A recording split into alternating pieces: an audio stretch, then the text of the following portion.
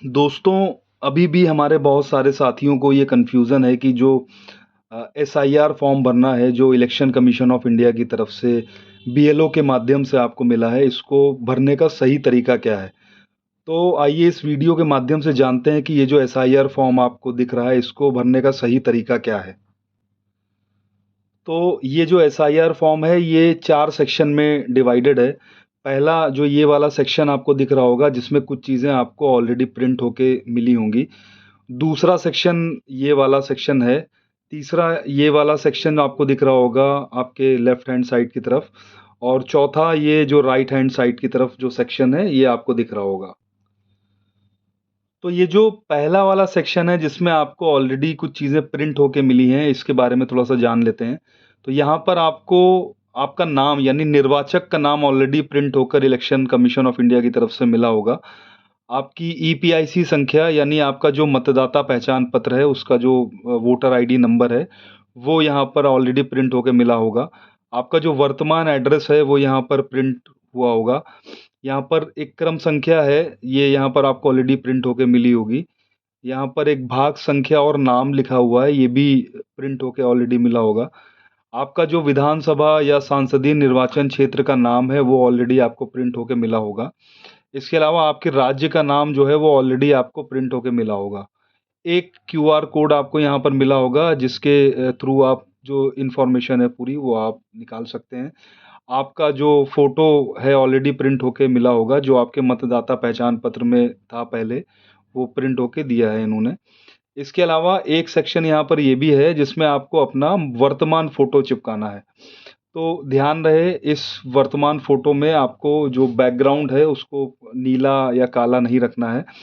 इसमें आपको बैकग्राउंड अपना व्हाइट या सफ़ेद रखना है। तो इस फ़ोटो को यहाँ पर बैकग्राउंड सफ़ेद के साथ आपको फ़ोटो यहाँ पर चिपकाना है। तो आइए जानते हैं कि इस फॉर्म का जो ये दूसरा सेक्शन है जो आपको भरना है, इसको कैसे भरना है और क्या-क्या जानकारी भरना है जो सही हो। तो आपको आपकी जो जन्म तिथि है, जिसमें इस फ़ॉर्मेट में ये पूछ रहे हैं, आपका दिन, माह, वर्ष, तो आपको यहाँ पर आपकी जन्म तिथि यहाँ पर भरना है।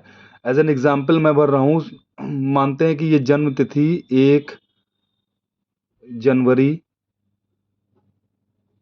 1988, तो ये जन्म तिथि इस फ़ॉर्मेट में आपको भरना है। मैं हिंदी में इस फॉर्म को भर रहा हूँ, आप हिंदी या अंग्रेज़ी दोनों में भर सकते हैं।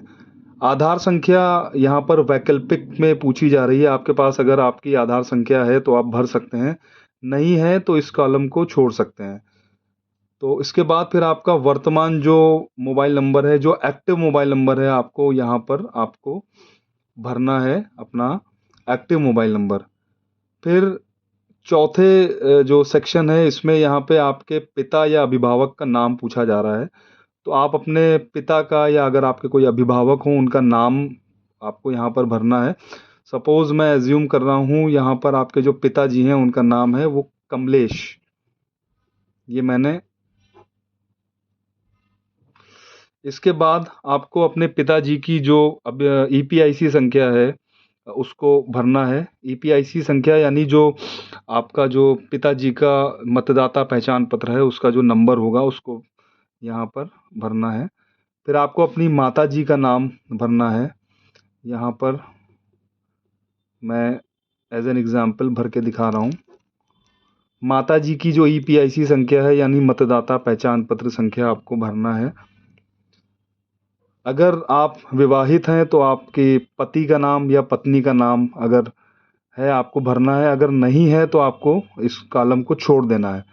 और इसके अलावा यहाँ पर पति की या पत्नी की ईपीआईसी संख्या भी पूछी जा रही है, यानी जो उनके मतदाता पहचान पत्र की संख्या है उसको आपको भरना है। बहुत सारे लोगों को कन्फ्यूज़न ये है कि इस फॉर्म में आपको किस कॉलम में क्या जानकारी भरनी है, तो यहाँ पर मैं आपका आज जो कन्फ्यूज़न है वो दूर करूँगा। किस कॉलम में किसको कौन-कौन सी जानकारी भरनी है। तो चलिए बात कर लेते हैं, पहले ये लेफ़्ट वाला जो कॉलम है, तो आपको एक जो बीएलओ हैं उनके माध्यम से जो एक एसआईआर लिस्ट जारी हुई है, तो इलेक्शन कमीशन ऑफ इंडिया की तरफ से एसआईआर लिस्ट जारी हुई हैं, जिसमें 2002 की लिस्ट है, 2022 की लिस्ट है, 2003 की लिस्ट है, 2024 की 25 की लिस्ट है। जिन लोगों का नाम जो 2003 की लिस्ट में अगर है, उनको ये वाला जो कॉलम है, ये वाला सेक्शन में अपना डिटेल भर देना है। और इसके अलावा जिन लोगों का नाम 2003 की लिस्ट में नहीं है, मान लीजिए वो उस समय 18 वर्ष के नहीं थे, 2003 की लिस्ट में उनका नाम नहीं है, 2022 की लिस्ट में है, तो उनको ये वाला जो सेक्शन है इसमें अपनी जो जानकारी है वो यहाँ पर भरनी है। तो चलिए मैं एज्यूम करता हूँ कि ये जो हम डिटेल भर रहे हैं इनमें इनका नाम जो 2003 की लिस्ट है उसमें यहाँ पर ऑलरेडी है। तो आपको अपना नाम जो यहाँ पर दिया गया है, निर्वाचक का नाम, आपको अपना नाम यहाँ पर भरना है। तो मैं एज्यूम कर रहा हूँ कि जो नाम है वो रमेश है। उसके बाद आपको अपनी ईपीआईसी संख्या, तो दोस्तों यहाँ पर ईपीआईसी संख्या यदि उपलब्ध हो तो आप यहाँ पर अपनी जो मतदाता पहचान पत्र संख्या है उसको यहाँ पर फिल कर दें। इसके बाद वो यहाँ पर पूछ रहे हैं कि संबंधी का नाम, यानी आपके जो पिताजी होंगी, माताजी होंगे, उनका नाम, वो भी जो 2003 की लिस्ट है उसमें ऑलरेडी उनका नाम होगा। उस लिस्ट के हिसाब से जो भी नाम वहाँ पर है मौजूद, आप उसको एज इट इज़ यहाँ पर फिल कर देंगे। मान लीजिए आपके जो संबंधी हैं, यानी आपके पिताजी हैं या माताजी हैं, उनका नाम मान लीजिए ये मैंने फिल कर दिया। संबंध आप यहाँ पर लिख देंगे, आपका संबंध, पिता, ज़िला, जो भी आपका ज़िला है उसको आप फिल आउट कर देंगे, आपका राज्य जो भी है उसको आप लिखेंगे। उसके बाद विधानसभा निर्वाचन क्षेत्र का नाम जो भी है वो आप यहाँ पर डाल देंगे। यहाँ तक इस जानकारी को देने के बाद फिर यहाँ पर 3 चीज़ें और नीचे आपको भरना है, जिसमें आपका विधानसभा निर्वाचन क्षेत्र की संख्या यहाँ पर पूछी जा रही है, आपकी भाग संख्या पूछी जा रही है, आपकी क्रम संख्या पूछी जा रही है। तो दोस्तों मैं आपको बता दूं कि ये जो जानकारी है आपको जो 2003 की एसआईआर लिस्ट जो जारी हुई है उसमें ये जानकारी अवेलेबल है।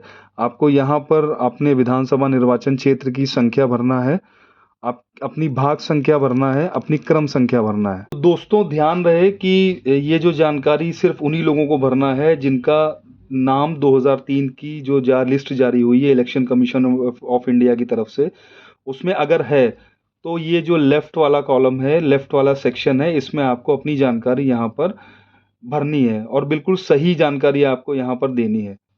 तो आइए दूसरा केस भी देख लेते हैं। मान लेते हैं कि आपका जो नाम है वो 2003 की जो एसआईआर लिस्ट है उसमें नहीं है, आपका नाम जो है वो 2022 की जो लिस्ट है उसमें है। तो दोस्तों जैसा मैंने पहले बताया, अगर आपका नाम 2003 की लिस्ट में नहीं है तो आपको ये वाला सेक्शन भरना है। तो हम एज्यूम कर रहे हैं कि हमारा नाम 2022 की लिस्ट में है और 2003 की लिस्ट में नहीं है।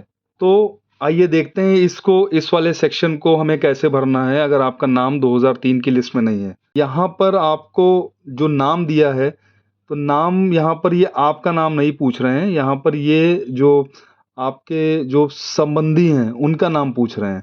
तो संबंधी में आपके पिता हो सकते हैं, आपकी माता हो सकती हैं, आपके नाना नानी हो सकते हैं, आपके ग्रैंडफादर ग्रैंड मदर हो सकते हैं।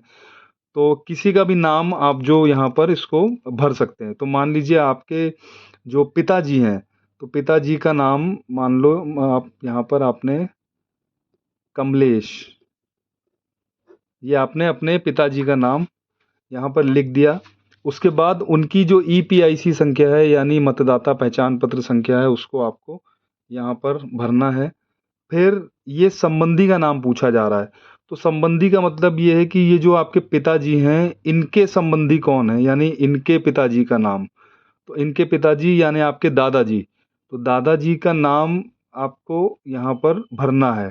तो मैं एज्यूम कर रहा हूँ दादाजी का नाम यहाँ पर मैंने भर दिया है। संबंध यहाँ पर आपके पिता के पिता हैं, तो आपने ये पिता डाल दिया। ज़िला आपका जो भी हो वो आपको यहाँ पर भरना है। आपको अपने राज्य का नाम भरना है, आपको अपने विधानसभा निर्वाचन क्षेत्र का नाम भरना है। उसके बाद ये जो सेक्शन दिख रहा है आपको, इसमें विधानसभा निर्वाचन क्षेत्र की संख्या, भाग संख्या और क्रम संख्या, ये 3 चीज़ें पूछी जा रही हैं। तो आपको पिताजी हैं या दादाजी हैं, उनकी लिस्ट में जो विधानसभा निर्वाचन क्षेत्र की संख्या है उसको यहाँ पर डालनी है। भाग संख्या यहाँ पर लिखनी है, क्रम संख्या यहाँ पर आपको लिख देनी है। तो दोस्तों ये पूरा फॉर्म आपको भरने के बाद ये यहाँ पर हस्ताक्षर करने हैं। यहाँ पर लिखा है मतदाता या किसी अन्य वयस्क परिवार सदस्य के हस्ताक्षर बाएं अंगूठे का निशान। सबसे अच्छा है इसमें आप अपने हस्ताक्षर जो भी करते हो इस जगह पर हस्ताक्षर आप करें। दोस्तों ये जो फॉर्म आपको दिख रहा है, इस फॉर्म की आपको 2 कॉपी मिली होंगी। तो दोनों कॉपी आपको एज इट इज़ भरनी है और भरने के बाद आपको जो आपकी जो बीएलओ हैं उनको देनी है और उनके जो रिसीविंग है वो यहाँ पर बीएलओ के हस्ताक्षर के सहित ले लेनी है। तो एक जो फॉर्म होगा वो बीएलओ आपके जो होंगे वो रख लेंगे और एक फॉर्म आपको यहाँ पर वापस कर देंगे।